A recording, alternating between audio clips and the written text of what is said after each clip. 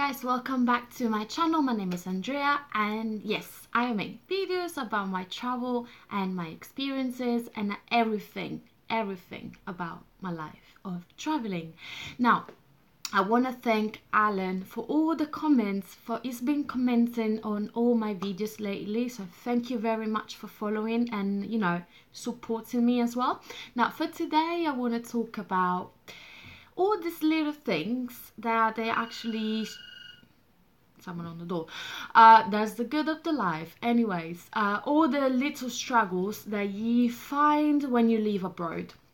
Now, I love traveling. I love where I am right now. I'm in London. I've been living here for almost 5 years.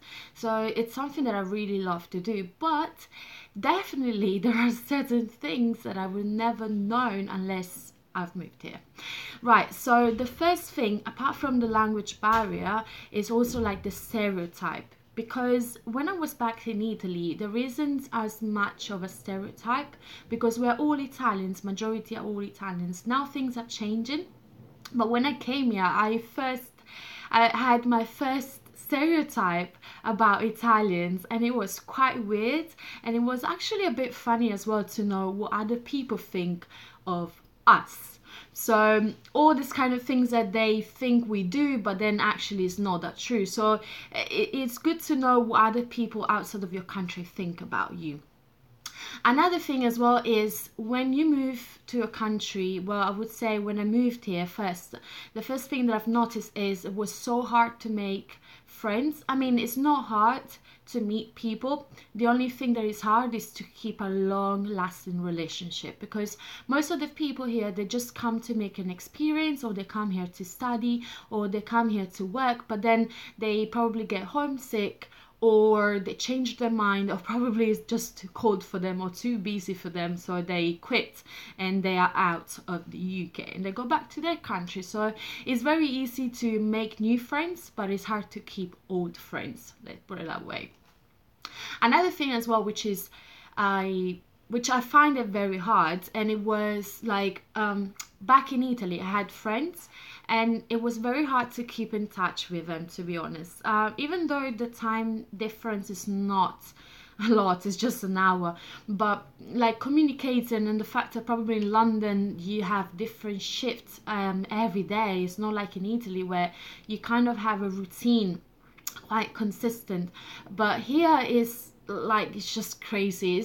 It's also hard to keep in touch with people who live here, so it's hard for me to see my friends who live here. So imagine keeping in contact with people in another country. So that was kind of hard, but at the end of the day are just the strongest relationship, the strongest friendships will last longer. So there you see as well who is a good friend or not. Another thing is, especially when I moved to Australia, I found it to be very difficult to probably go back to my own country, or to go back to London if I just wanted to go and see a friend or like a family, or if we had any problems. I realized it was quite far. I mean, I haven't been back to my country for like almost 2 years now. Yeah, I'm not that kind of person. As you notice, I don't talk about Italy much. I don't have anything against my country. It's just that there are some things that I don't agree with, and this is why I'm here in London, and I don't go back there often. The only times when I actually went there often, it was when I was on holiday.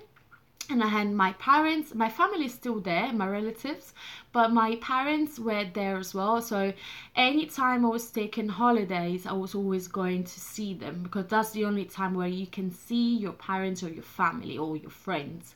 And this is something that actually sucks, because this is why I then realized that all my life I never really traveled a lot, because every time I was going on holiday, I will always go to my country. So for me, holidays means home, going back to your country. And this is something that I don't like, because then you feel a bit guilty sometimes, because especially when some relatives that get older and you're like, oh, maybe I should spend time with them, and maybe you going somewhere else and then actually enjoying your time and visiting new countries, it makes you feel real guilty, especially if your grandmother calls you and say, why didn't you come and visit me? Yeah, so that is something. And this is why I'm also happy that my parents don't live anymore in Italy. So actually they're coming here in 2 days. They'll be here on Saturday. Yeah, so they will come here and it will be even better because, yes, I couldn't make it to Australia as easy as they would be in Italy. But the thing that they will be here in London, living in the same country for once after a long time, that will make things a lot easier. So every time I'm gonna go on holiday, I'm gonna go somewhere else in the world, which is amazing. I love this.